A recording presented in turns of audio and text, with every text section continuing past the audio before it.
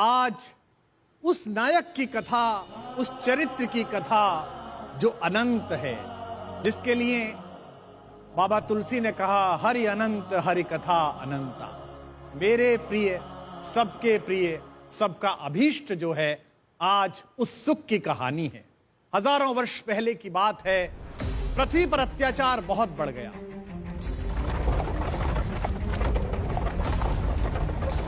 राक्षसों के राजा रावण के अहंकार के कारण समस्त पृथ्वी त्रस्त थी। रावण प्रकांड पंडित था, परम तपस्वी था, उत्तम कुल में पैदा हुआ था, ब्रह्मा जी से अनेक वरदान जो मिले थे उनसे रक्षित था। इसलिए रावण से युद्ध करना पृथ्वी पर जितने भी लोग थे उनमें से किसी से संभव नहीं था। जब मुनिजनों ने मिलकर ईश्वर से प्रार्थना की तो उस समय एक आकाशवाणी हुई, आप सब धैर्य रखें, उस दुराचारी रावण का नाश अवश्य होगा और उसके विनाश का कारण उसका ये अविजित अहंकार ही बनेगा। उस समय पृथ्वी पर रघु के परम प्रतापी वंशज महाराज दशरथ का राज्य था। महाराज दशरथ बड़े धर्मपरायण राजा थे। उनके राज्य में सर्वत्र खुशहाली थी, संपन्नता थी, किंतु समस्या एक ही थी कि उनके आंगन में कोई शिशुवत खेल नहीं रहा था। एक बार उन्होंने राज्य के समस्त ज्योतिषियों और संतों को बुलाया और उनके सम्मुख बड़ी विनम्रता से प्रार्थना की। कुलगुरु ऋषि वशिष्ठ ने कहा, हे राजन, आपकी समस्या का निवारण संभव है, लेकिन इसके लिए आपको थोड़ा विशेष श्रम करना पड़ेगा। आप एक पुत्रेष्ट यज्ञ कीजिए और आपको पुत्र की प्राप्ति होगी। तो महाराज दशरथ ने कहा, गुरुवर, आपकी आज्ञा और आप स्वामी उपस्थित हैं, शीघ्र यज्ञ के प्रारंभ कराइए। गुरुजी ने कहा, मैं केवल उपाय बता सकता हूं, आशीर्वाद दे सकता हूं, किंतु इस यज्ञ को सफलतापूर्वक संपन्न तो केवल एक ही ऋषि करा सकते हैं, वे है ऋषि श्रृंगी। महाराज दशरथ अगले ही दिन उनके आश्रम में पहुंचे, उनको प्रणाम किया और कहा, प्रभु, आप ही मेरी इस समस्या से मुझे मुक्ति दिलाएं।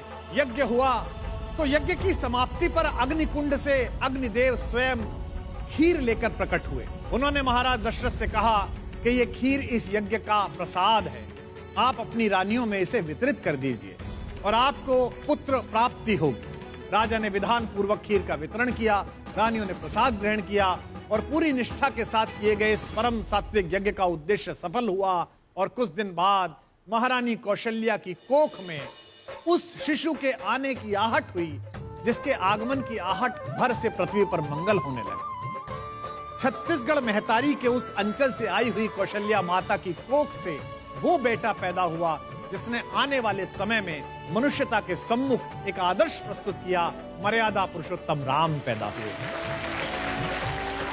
मेरे कुल के बड़े बाबा तुलसी ने जो पंक्तियां लिखी हैं वो आपके सम्मुख एक एक दृश्य उकेर देंगी।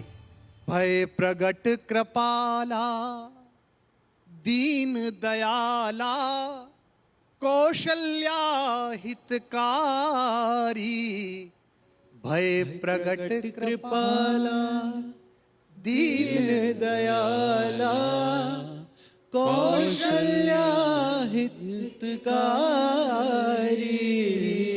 हर्षित महतारी मुनि मनहारी अद्भुत रूप विचारी। ऐसे राम का आगमन हुआ। लोचन इतने सुंदर हैं, शरीर इतना सुंदर है। बाबा लिखते हैं, लोचन अभिरामा तनु घन श्यामा निज आयुध भुजतारी, भूषण वनमाला, गले में क्या पहना है? वन में खिले हुए पुष्पों की माला, इसीलिए राम है वो। भूषण वनमाला नयन विशाला शोभा सिंधु खरारी, भय प्रगट कृपाला दीन दयाला कौशल्या हितकारी, कह दुई कर जोरी अस्तुति तोरी, के ही विधि करूं अनंता, माया गुण ज्ञानातीत अमाना, वेद पुराण भनंता, भय प्रगट कृपाला दीन दयाला कौशल्या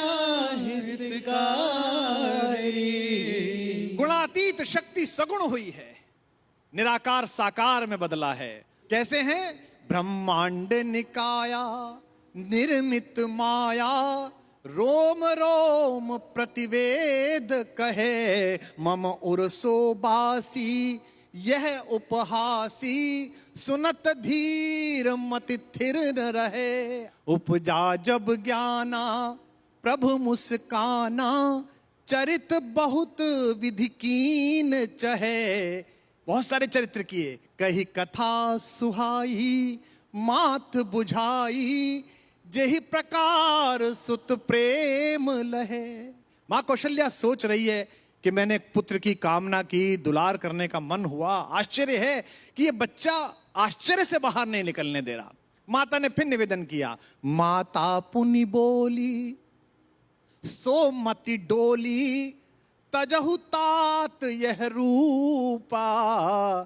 बेटा राम बाद में बन लियो, अभी तो मेरा बेटा बन जा। कीजे शिशु लीला अति प्रिय सीला, यह सुख परम अनूपा। सुनी वचन सुजाना, जैसे ये बात मां की सुनी, प्रभु ने क्या किया? रोदन ठाना, रोना शुरू किया।